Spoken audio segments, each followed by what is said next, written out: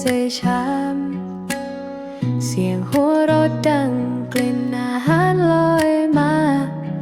อบอุ่นในครัวเหมือนบ้านในนิทานครัวอุ่นรักที่เราทำด้วยใจทุกเมนูที่ใส่คือความสุขที่ให้กลิ่นเครื่องเทศและเสียงหัวใจอบอุ่นในครัวสวัสดีค่ะวันนี้ครัวอุ่นรักเรามีเมนูมาแนะนำกันอีกแล้วนะคะวันนี้มีเมนูที่ชื่อว่าลาบปลากระป๋องนะคะเดี๋ยวเรามาดูส่วนผสมกันเลยนะคะว่ามีอะไรบ้างอันดับแรกก็จะเป็นนี่เลยค่ะปลากระป๋องวันนี้เราใช้2กระป๋องเลยนะคะมะนาวหอมแดงพริกชี้ฟ้าแดงต้นหอมผักชีนะคะเดี๋ยวเราจะปรุงรสกันด้วยผงปรุงรสน้ำปลาพริกป่นแล้วก็ข้าวคั่วนะคะเดี๋ยวเรามาทำกันเลยนะคะ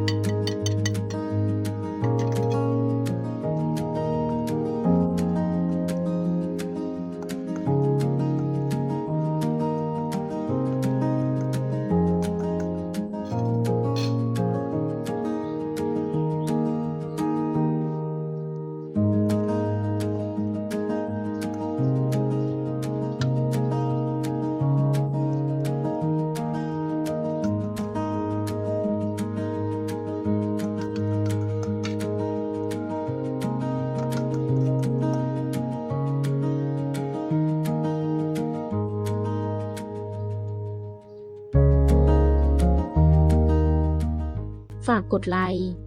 กดติดตามกดแชร์ช่องครัวอุ่นรักด้วยนะคะขอบคุณค่ะ